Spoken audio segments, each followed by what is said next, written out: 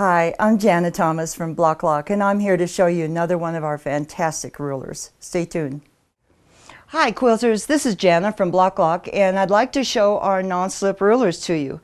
I've got a collection of some of my favorite ones on the table here, and we make about 20 different kinds of rulers. We make them in 6x24s.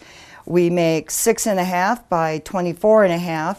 We make two different varieties of these. They come in a left-hand version and a right-hand version. And to know the difference, when you see this little hand, it's forming the shape of an L. That's for us lefties.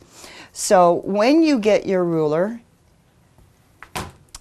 it will have the shrink wrap on it. So I'm going to peel this away so you can see. And once you get the shrink wrap off, we actually had to package these rulers with paper on the back.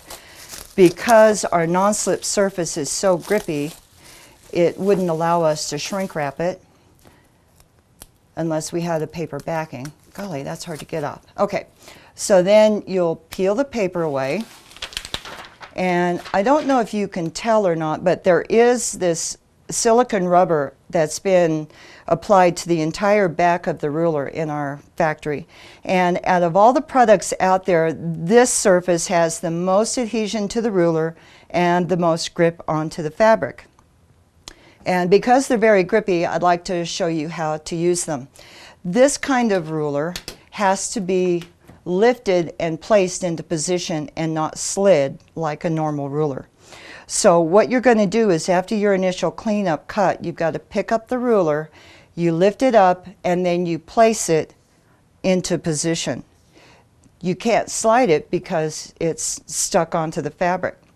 So I love these rulers. Your fabric will not slip underneath it, and that means that you're going to get a better cut. You don't have to have a death grip, and look what it does. It grabs it so well that you can just slide it across.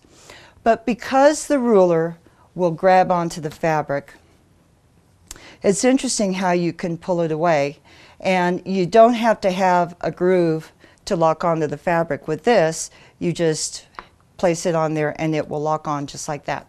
So basically what you're going to be doing is you'll cut your strips, and if you need to subcut them, again, I love this 6x12. Look at this. And it's really handy if you have this handle on here. Let me get this lined up and get that out of the way. Because once I get that on there, I can pick it up and slide that away like that and make my subcuts quickly and quickly. But the one thing that you don't want to do with these rulers, just for sake of argument, is what you don't want to do is have your ruler and then slide it when the ruler is making contact with the mat. It's okay to slide it when your ruler is on the fabric, but when your ruler is making contact with the mat, over time, the little edges right here at the corners, they will start to peel away. So for the best care of your ruler, you want to make sure that you pick it up and place it instead of sliding. Okay? And then over time, your rulers will collect lint, and they will get this gritty surface on them. So what you want to do is take them over to the kitchen sink and rinse them off.